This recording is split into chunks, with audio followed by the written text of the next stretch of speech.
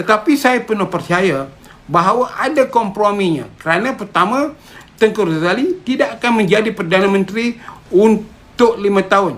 Dia hanya sekadar menyelesaikan isu pandemik, pemulihan ekonomi. Jadi itu kalau Tengku Razali menjadi Perdana Menteri, dia akan mewujudkan kabinet pemulihan negara yang mana memberikan kepada kita apa-apa formula yang boleh menyelesaikan masalah rakyat yang sekarang ini nak makan satu hari pun susah, rakyat yang kehilangan pekerjaan, ahli perniagaan yang terpaksa menutup perniagaan mereka dan juga membuang pekerja dia.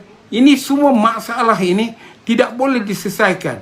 Itu sebab sekarang sehingga hari ini kita tak nampak lagi Datuk Seri Anwar Ibrahim yang selalu live di dalam Facebook, menulis di dalam media sosial untuk memberikan satu manifesto ringkas di dalam mesyuarat majlis presiden dia.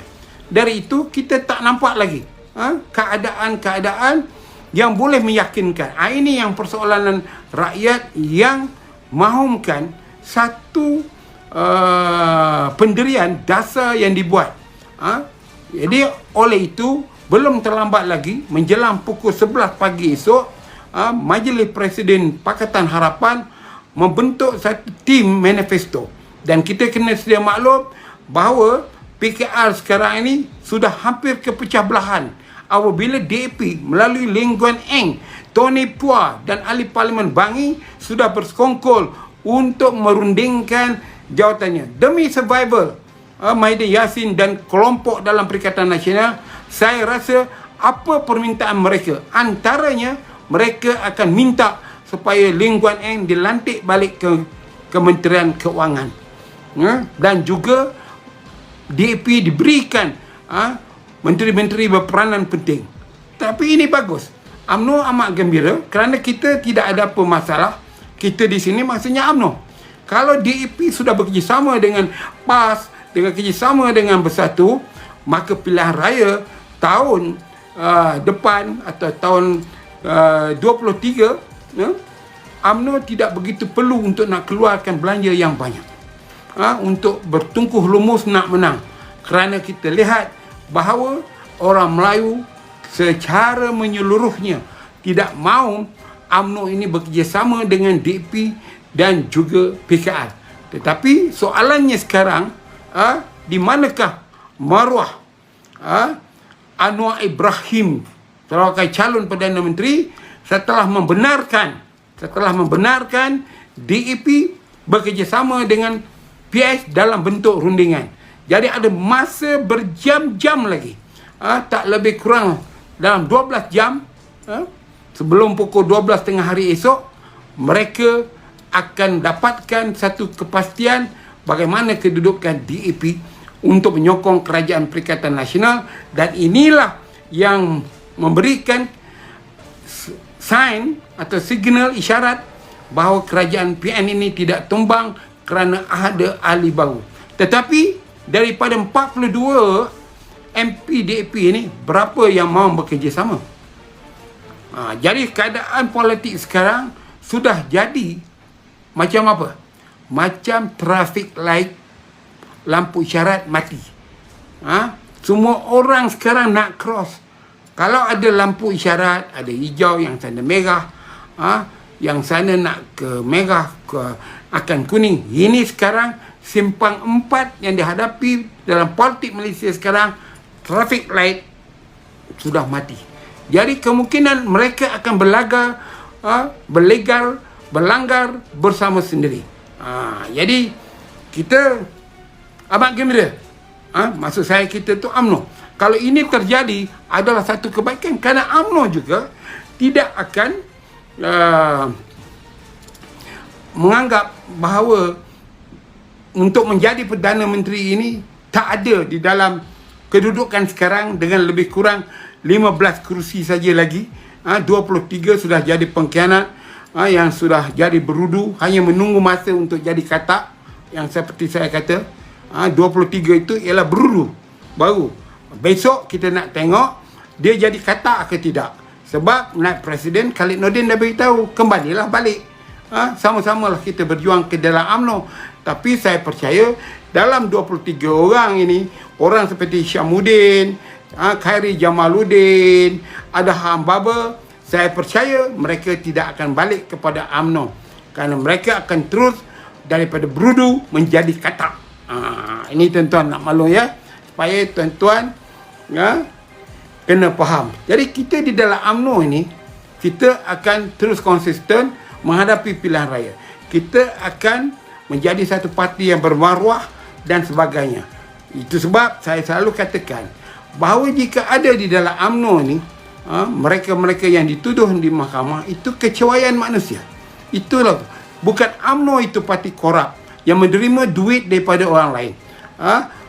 UMNO itu mendapat sumbangan daripada badan-badan yang dianggap menyalahgunakan kuasa, korup dan sebagainya. UMNO dulu banyak duit daripada meniaganya.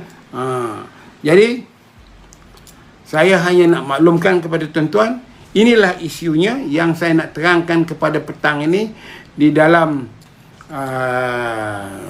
live saya, untuk tuan-tuan faham, supaya tuan-tuan dapat penjelasan yang sebenarnya. Saya ulangkan lagi kesimpulannya. Anwar Ibrahim mempunyai 105 kekuatan sebagai pembangkang, dan sekutunya UMNO yang 15 orang ini dipanggil sekutunya. Maknanya dalam blok pembangkang dia menjadi sekutu. Jika berlaku undi tidak percaya atau undi percaya, bahawa 120 orang ini akan menolaknya, termasuklah 15 orang MP dari UMNO. Maka UMNO bukan bergabung dengan Pakatan Harapan, PS ataupun pembangkang, tapi dia sekutu dalam barisan pembangkang. Kerana kita melalui dua sistem di dalam Dewan Rakyat, iaitu blok kerajaan dan blok pembangkang.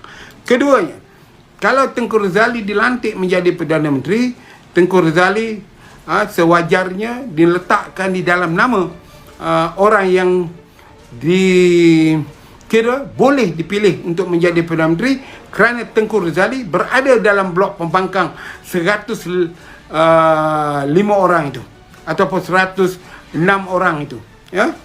Yang lain 14 orang lagi, Ahmad Zahid Amidi, Ahmad Madlan, Najib Razak, yang menandatangani petition untuk menolak kerajaan ni, dia bukan dalam blok pembangkang. Dia dalam blok sekutu Perikatan Nasional sekarang ini. Jadi inilah yang menjadi masalah penyelesaiannya. Jadi saya harap tuan-tuan dan puan-puan, kita akan terus beristiqamah, dan kita telah lihat bagaimana serangan-serangan yang dibuat oleh Lebay PAS terhadap UMNO sekarang. UMNO dalam satu masa yang sama, Perikatan Nasional, UMNO dalam satu masa, Mufakat Nasional dalam satu masa, PAS dalam Perikatan Nasional. Dan inilah yang masalahnya sekarang. Adakah PAS sudah menjadi broadcast dalam Mufakat Nasional ni? Itu persoalan. Jadi tuan-tuan jawablah, adakah PAS broadcast? Yang saya lebih sayangkan Rom dari Juliet, ya. Jadi kita sama-sama lah memikirkannya bagaimana untuk masa depan negara kita. Sistem demokrasi dalam negara ini mesti kita perkokohkan. Kita semua rakyat Malaysia serahkanlah kepada bijaksana, bukan budi bicara, bukan kuasa perlembagaan, ke bawah duli Seri Paduka Baginda yang di-Pertuan Agong. Biarlah Istana Negara menyelesaikan masalah ini, kerana dalam keadaan ini memang perlembagaan memberi hak kepada Istana Negara menentukan politik Malaysia ini dari soal perjawatan dan sebagainya. Dan kita hadapi keadaan ini, dan kita mesti menolak sebarang kenyataan retorik menjedapkan hati. Kononnya kerana pandemik, kerana nak memulihkan ekonomi negara, kerana COVID-19. Ini semua kita dah hadapi selama 1 tahun 6 bulan ini. Daripada bulan Februari tahun dulu sehingga sekarang, kita dah hadapi dah. Dan kita memang berada dalam normal baru. Kita dah menjadi rutin, keluar kena pakai pelitup, keluar kena pakai sanitizer. Kita dah melaksanakan penjarakan sosial. Kita telah faham kita tak boleh melakukan majlis-majlis yang berhimpun dan sebagainya. Itu kita semua selama 1 tahun 6 bulan ini telah sedikit, bukan sedikit, telah banyak kita memahami. Jadi saya harap parti-parti politik janganlah menjual jenama pandemik COVID-19 dan sebagainya. Juallah demi kepentingan negara ini, kepentingan kestabilan politik, supaya kita mendapat ekonomi, mengokohkan ekonomi kita, kembalikan balik pelaburan kita yang hilang disebabkan ketidakkestabilan politik yang dilakukan oleh Mahidin Yassin selama tempoh dia menjadi Perdana Menteri. Jadi itu sajalah tuan-tuan dan puan pandangan saya dalam isu ini. Jadi kalau tuan-tuan ada pandangan lain, sila beri komen yang baik, beradab dan ni.